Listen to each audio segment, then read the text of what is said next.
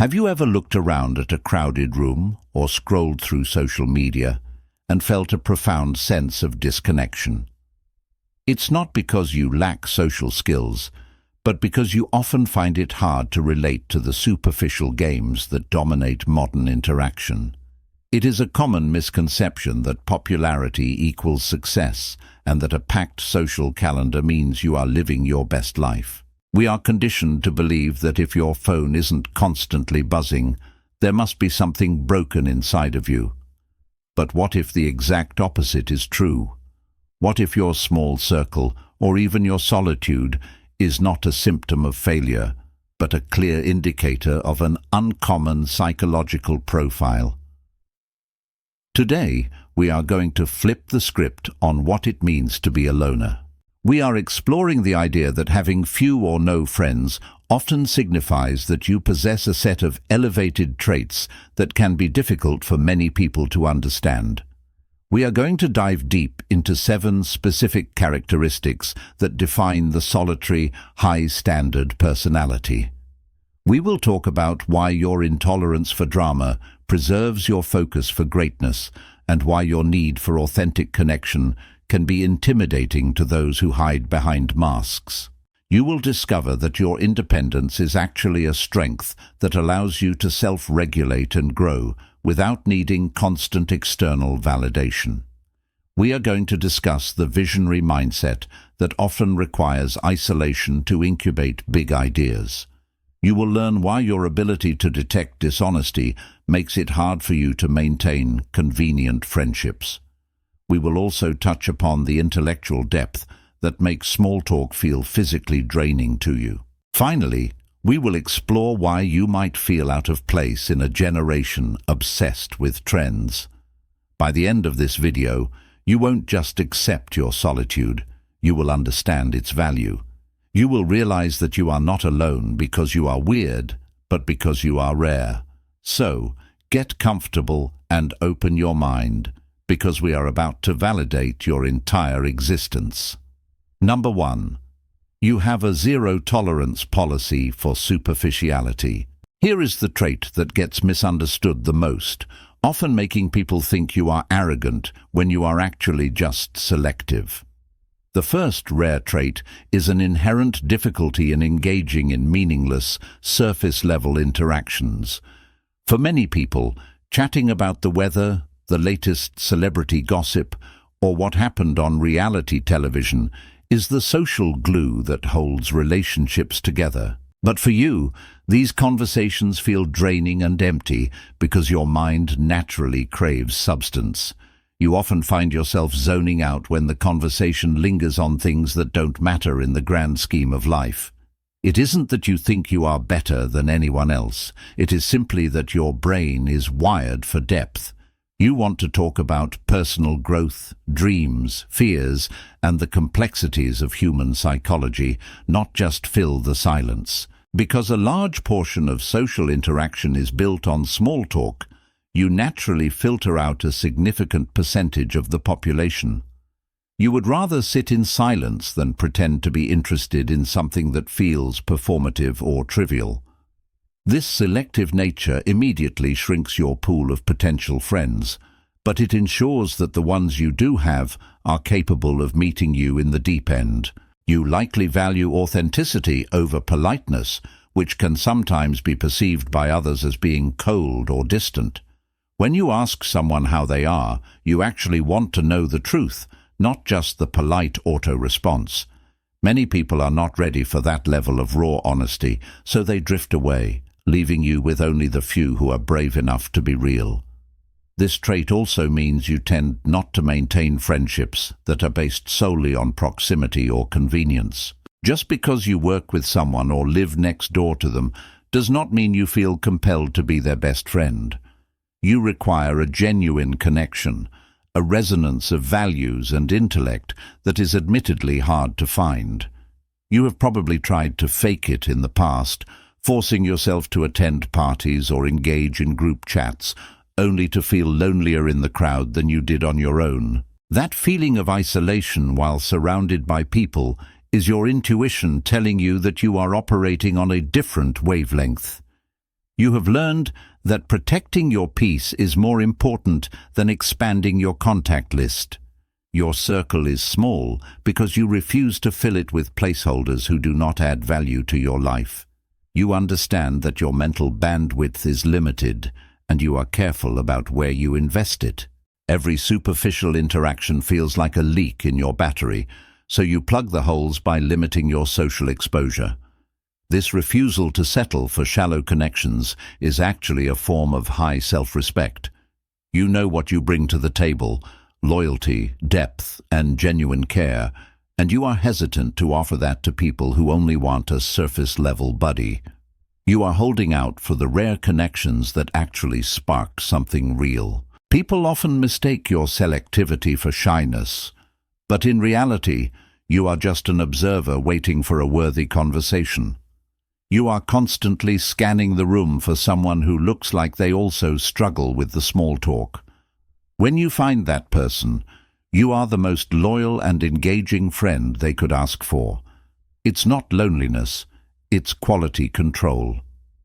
Number 2. You possess radical self-sufficiency.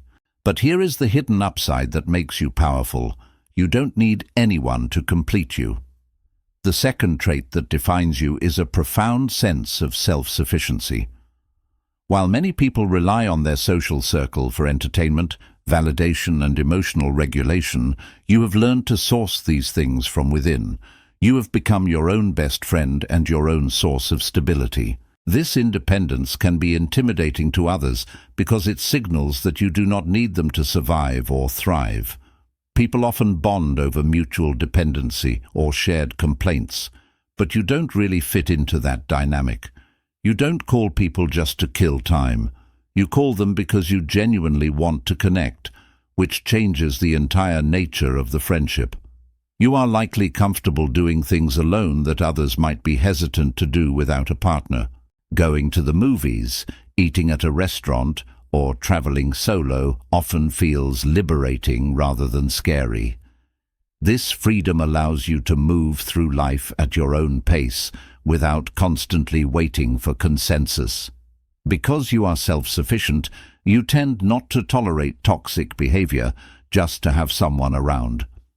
Many people stay in unfulfilling friendships because they are afraid of being alone, but you are not held hostage by that fear. If a relationship becomes disrespectful or draining, you have the strength to walk away. This trait makes you incredibly low maintenance as a friend, but also high standard. You don't need constant check-ins or daily reassurance, which can sometimes confuse people who are accustomed to high-maintenance relationships. You assume the bond is strong even if you haven't spoken in weeks, though not everyone understands that attachment style. Your self-sufficiency also means you are likely working on personal projects or hobbies that require solitude. You view your time alone as productive recovery, not as a state of lack. While others might be looking for a distraction, you are often content building your skills or expanding your mind. You have likely spent a lot of time getting to know yourself and understanding your own psychology. This self-knowledge makes it hard to relate to people who use socializing as a way to avoid their own thoughts. You see constant noise as a distraction while you are grounded in your own reality. This independence creates a natural filter. You only allow people into your life who enhance it, not those who complete it. You are looking for a complement to your wholeness, not a missing piece of a puzzle. This raises the bar for potential friends significantly. People with this trait are often seen as mysterious because they don't wear their hearts on their sleeves. You share yourself selectively, viewing your trust as a privilege that must be earned. You don't hand out access to your inner world to just anyone. You aren't antisocial. You are self-contained. Number 3. The burden of the deep thinker. And here is the part nobody tells you about intelligence. It often comes with a side effect of isolation. The third trait is that you are an overthinker, but not always in the way people assume. Being a deep thinker is a double-edged sword.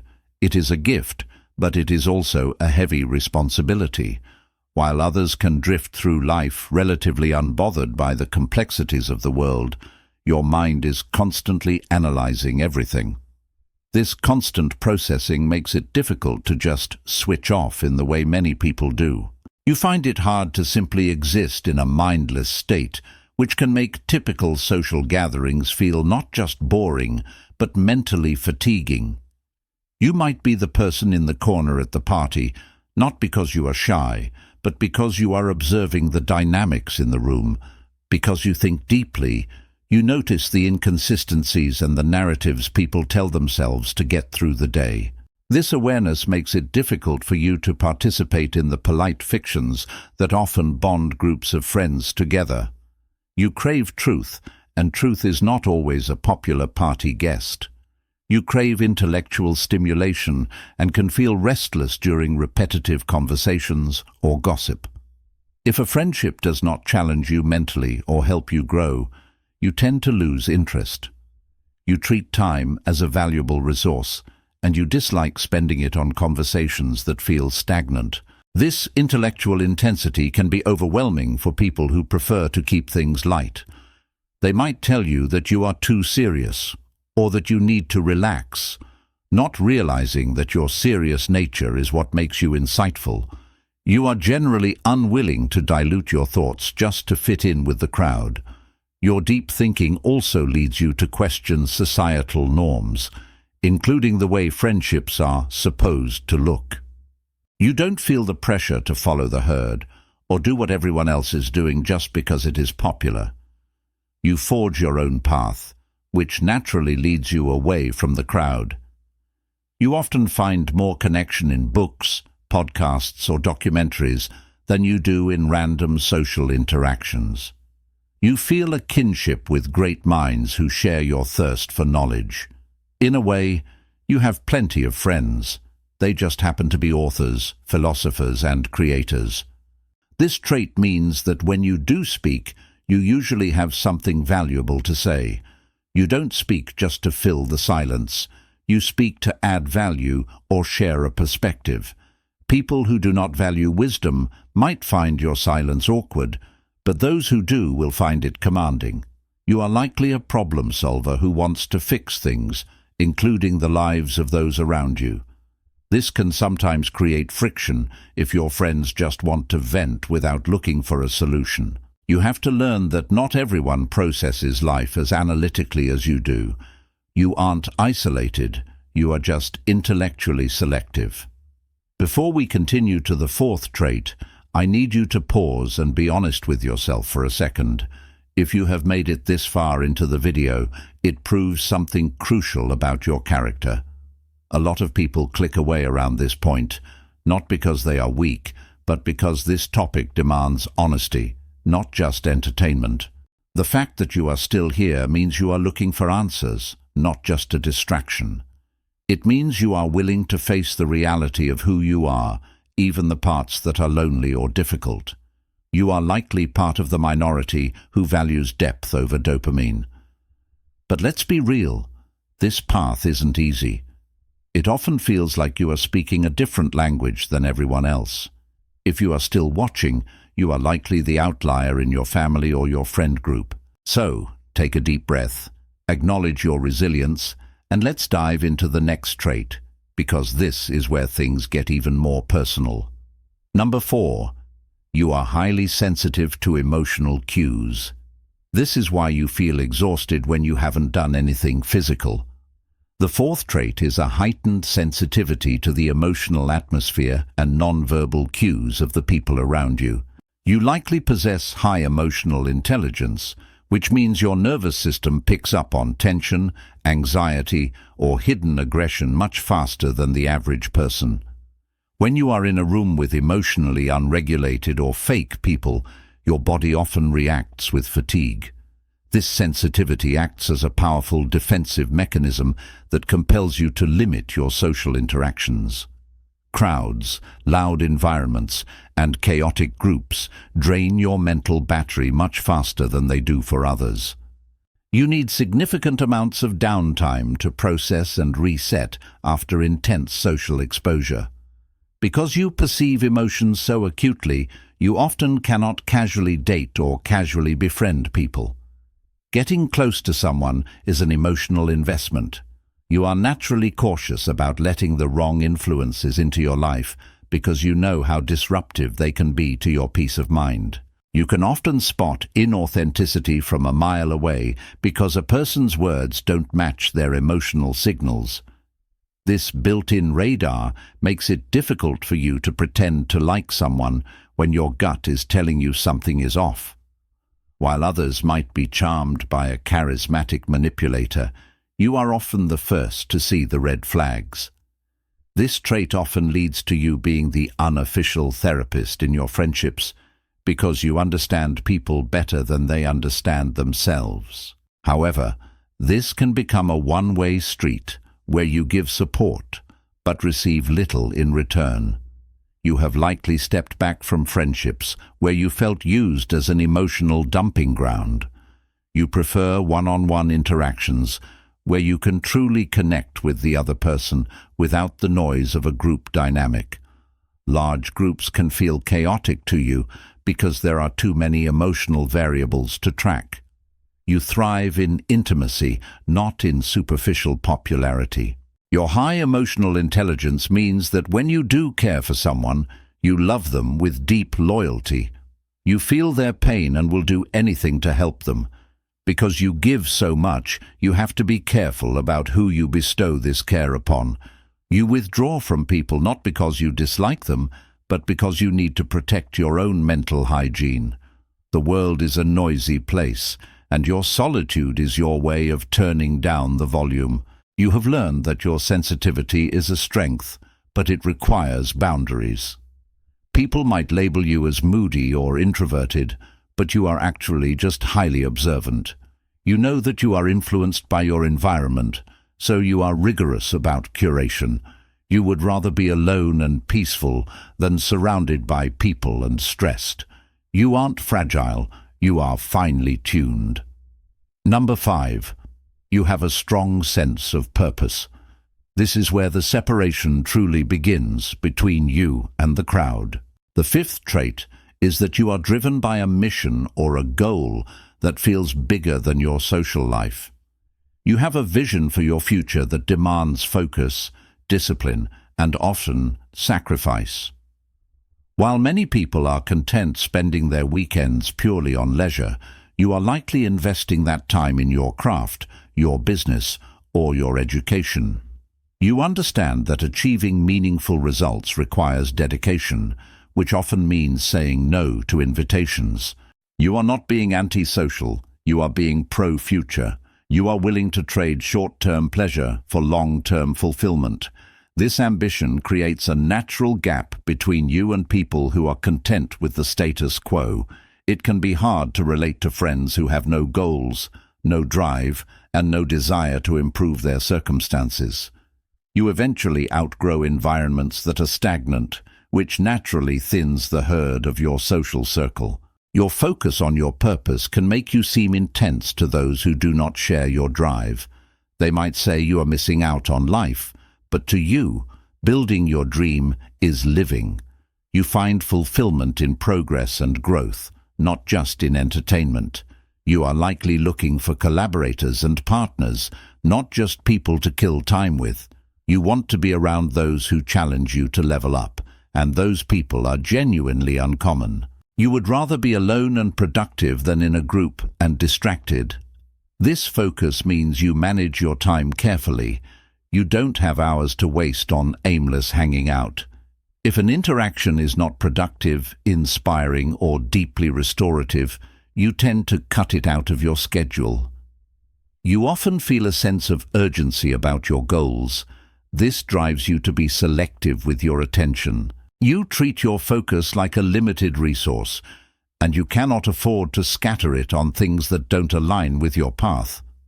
Your friends might feel neglected because you are always busy, but true friends will understand and support your mission.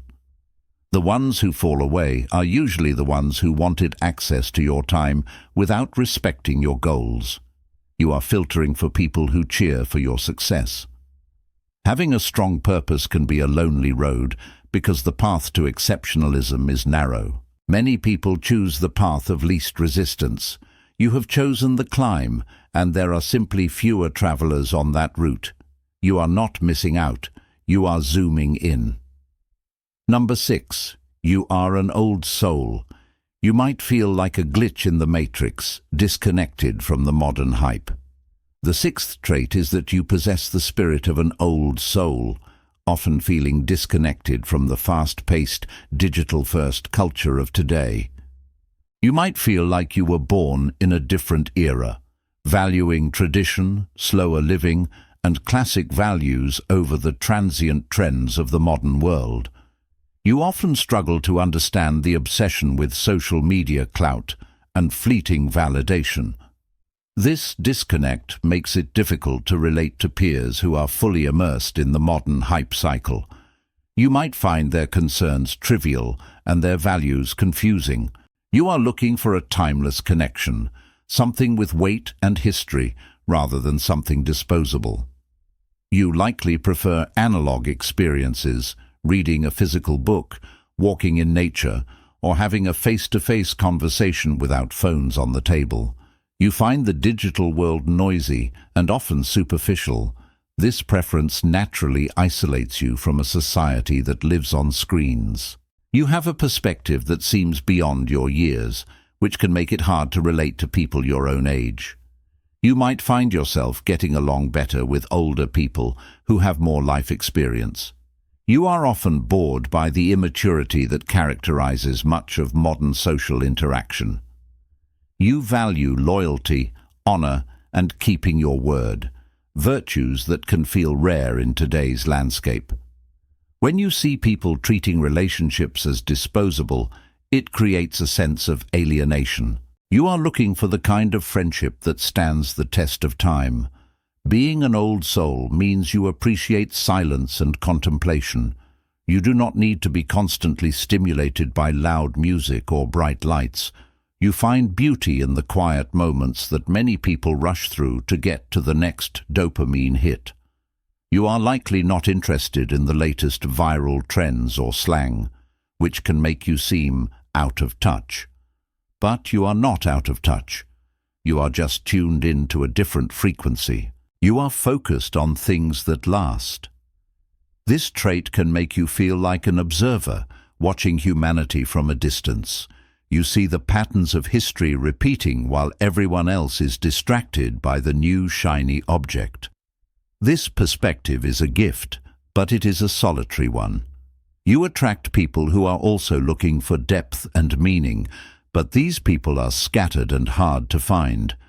You are like a lighthouse keeper, standing firm while the waves of trends crash around you. You aren't behind the times, you are above them. Number 7. You are brutally honest and direct. This is the trait that scares insecure people away instantly. The 7th and final trait is your commitment to direct communication and honesty. You tend to say what you mean with little fluff or manipulation. In a world that often runs on polite lies and passive aggression, your directness can be shocking to some. You typically do not play mind games or leave people guessing about where they stand with you. If you have a problem, you address it. If you like someone, you show it. This clarity scares people who are used to dancing around the truth or reading between the lines. Your honesty acts as a filter that naturally repels people who are not ready for reality. Those who need their egos stroked or who cannot handle constructive feedback will often flee from your presence. You tend to keep people around who are strong enough to hear the truth. You value integrity over popularity. You would rather be disliked for who you are than liked for a persona you created to fit in. This authenticity is magnetic to the right people, but abrasive to those who prefer comfortable illusions. You are the friend who will tell someone they are making a mistake, even if it makes things awkward. You care more about their well-being than their temporary comfort. This is a high form of love, but it is often misunderstood as harshness. Because you are direct, you have little patience for drama or gossip. If someone comes to you with rumors, you are likely to shut it down. This makes you a dead end for toxic behavior, so people who thrive on drama tend to avoid you. You expect the same level of honesty in return, which is a tall order for many. You are often disappointed when people lie to you to save face. You crave a level of transparency that is rare in human relationships. Your circle is small because very few people can walk in the light of total truth. Many prefer the shadows of comfortable lies. You have chosen a path of clarity, and that is a solitary path. You have likely been called too intense or blunt, but you know that navigating lies takes too much mental energy. You want a life that is simple, clear, and real. Better to be alone in truth than crowded in a lie. If you recognized yourself in these 7 traits, it is time to embrace who you are. But I must also offer a word of caution. It is very easy to fall into the ego trap, where you start believing that being alone makes you superior to everyone else. Solitude can lead to wisdom, but it can also lead to arrogance if you are not careful. Just because you see the world differently does not mean you should look down on those who don't. Your depth is a gift to be shared, not a weapon to separate you from humanity. We are social creatures, and while you may not need a crowd, you do need connection. Don't let your independence turn into bitterness, or your high standards turn into impossible walls. The goal is to be selective, not to be completely isolated. You are not alone because you are unlikable. You are alone because you are waiting for the right tribe. Use this time to build yourself, but keep your heart open. The right people are out there, and they are likely looking for someone exactly like you. The next time you feel the pang of loneliness, remember that it is just the space you have created for greatness to enter.